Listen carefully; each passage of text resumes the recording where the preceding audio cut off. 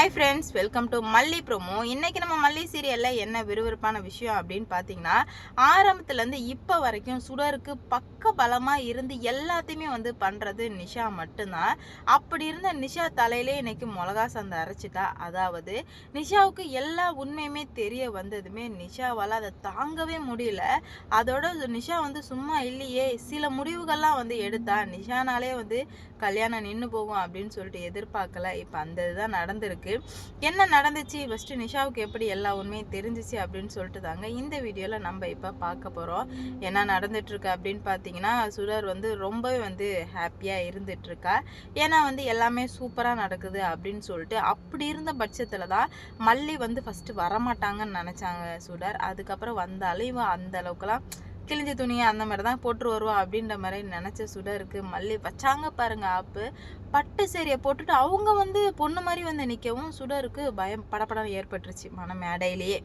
மனமேடையில் படப்படன்னு ஏற்படவும், என்னடா இது இவ இப்படி வந்திருக்காளே, அப்போனா கண்டிப்பாக ஏதோ ஒரு பிரச்சனை இருக்குது, இவ ஏதோ பிரச்சனை பண்ண தான் வந்திருக்கா.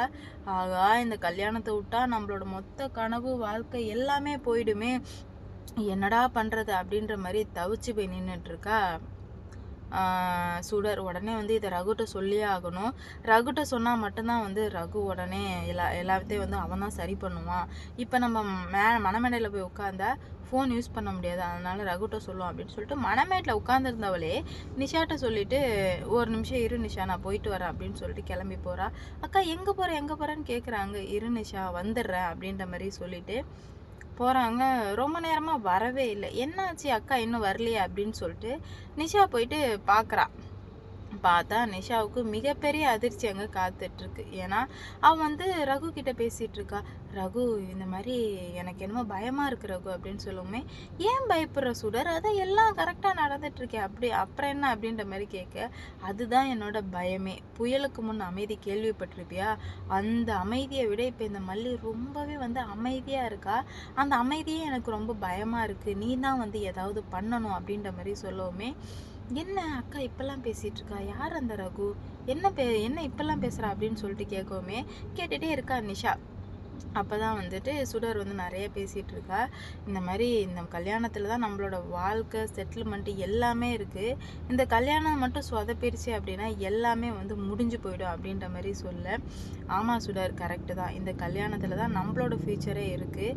நம்ம எப்படி இருக்க போகிறோம், நம்ம பணம் மட்டும் வந்துடுச்சுன்னா இந்த நாட்டை விட்டே போயிடலாம் அப்படின்ற மாதிரி சொல்ல. அப்போ தான் சுடர் வார்த்தையை விட்றா, கண்டிப்பாக பணம் கிடைக்கும், என் கழுத்தில் தாலி கட்டி 3ஆவதே நாளில் கதிரேசனோட மொத்த பணத்தையும் சுருட்டுறேன், விஜயோட மொத்த பணத்தையும் சுருட்டுறேன் அப்படின்ற மாதிரி சொல்லவுமே நிஷாவுக்கு தூக்கி வாரி போட்டுருது.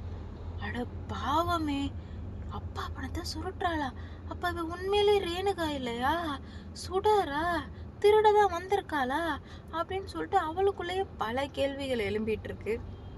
அப்போ தான் நிஷா இன்னும் கவனிச்சிட்டு இருக்கா. ஏற்கனவே அந்த 50 லட்சம் எடுத்ததே தெரிய வந்துடுச்சு. இதுக்கு மேலே எடுத்துட்டுலாம் இந்த வீட்டில் இருக்கக்கூடாது, மொத்தமாக எடுத்துகிட்டு ஒடியாந்தோன்னு சொல்லும்போது வாயில் கை வச்சுட்டா. அட பாவமே, அப்போது மொத்த பணத்தை எடுத்தது இவ தானா, அப்போ இவ சுடரே இவ ரேணுகாவே இல்லையான்னு சொல்லிட்டு தலை ரொம்ப குழம்பி போயிருக்கு அவளுக்கு. என்ன பண்ணுறது ஏது பண்ணுறதுன்னு சொல்லிட்டு சுத்தமாக புரியல. ரொம்பவே கன்ஃபியூஸ்டோட, இதுக்கு மேலே இப்படியே விட்டு வச்சா சரி வராதே, இந்த கல்யாணத்தை நிறுத்தினா மட்டும்தான் சரி வரும்.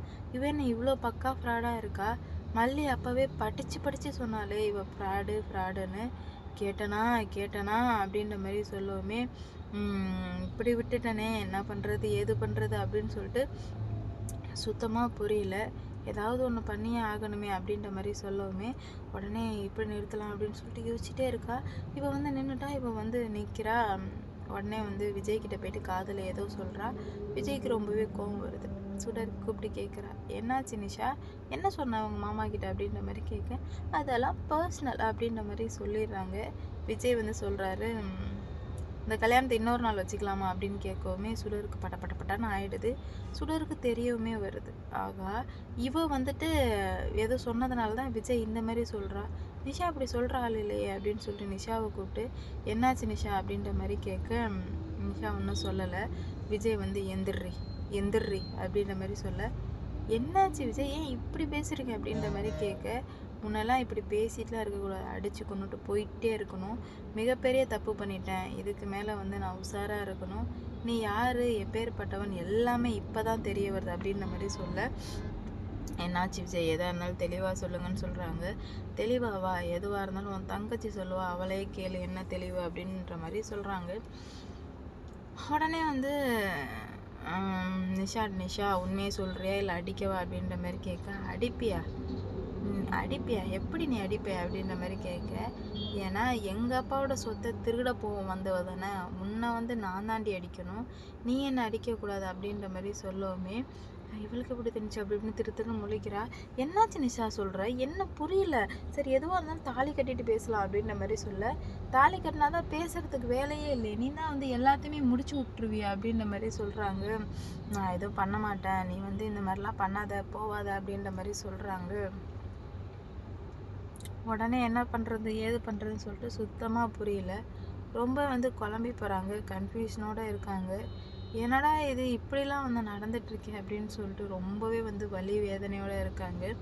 மல்லிக்கு இப்போ தாங்க வந்து சந்தோஷமாக இருக்குது. ஏன்னா மல்லி வந்து ரொம்பவே நம்பினாங்க, கடவுள் கண்டிப்பாக வந்து இருக்கார், கடவுள் வந்து கை கொடுப்பாரு கண்டிப்பாக. நான் எவ்வளோ விளக்கு, எவ்வளோ வேண்டுதல், எவ்வளோ பிரார்த்தனை பண்ணியிருப்பேன், ப்ளஸ் நான் யாருக்கும் தீங்கு பண்ணதே இல்லை, அதனால் கடவுள் எனக்கு நல்லது தான் கொடுப்பார் அப்படின்ற மாதிரி மல்லி நினச்சிட்டே இருக்காங்க. இங்கே இப்படி நடக்கவுமே மல்லிக்கு அவ்வளோ சந்தோஷமாக இருக்குது.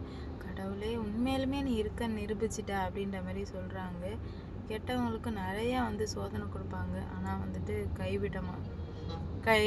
சோதனை கொடுக்க மாட்டாங்க, கடைசியில் வந்து கைவிட்டுருவார்.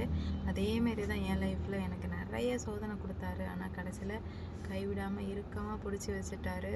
உண்மையிலுமே நான் வந்துட்டு ரொம்ப பாக்கியசாலி தான் அப்படின்ற மாதிரி நினைக்கிறாங்க. என்ன நடக்க போகுது அப்படின்னு சொல்லிட்டு தெரியல.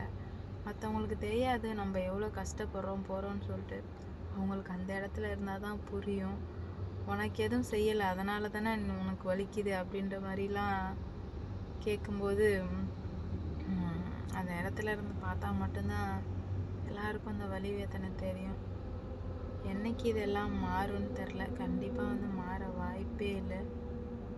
பார்ப்போம் என்ன நடக்க போகுது அப்படின்னு சொல்லிட்டு. இவ்வளோ நாளாக இருந்த பிரச்சனை வேறு, இதுக்கு மேலே இருந்த பிரச்சனை வேறு. பார்ப்போங்க என்ன நடக்க போகுது, எந்த மாதிரிலாம் வந்து கொண்டு வர போகிறாங்கன்னு சொல்லிட்டு வெயிட் பண்ணி பார்க்கலாம். இந்த வீடியோ பிடிச்சிருந்தா லைக் பண்ணுங்கள், ஷேர் பண்ணுங்கள், மறக்காமல் சப்ஸ்கிரைப் பண்ணிக்கோங்க. அப்போ தான் நான் போடுற வீடியோ நோட்டிஃபிகேஷனாக வரும். அடுத்தடுத்து என்ன நடக்க போகுது அப்படின்னு சொல்லிட்டு வெயிட் பண்ணி பார்க்கலாம். எல்லாமே மாறும் நான் நம்புகிறேன். நீங்கள் என்ன நம்புறீங்கன்னு சொல்லிட்டு கமெண்டில் சொல்லிட்டு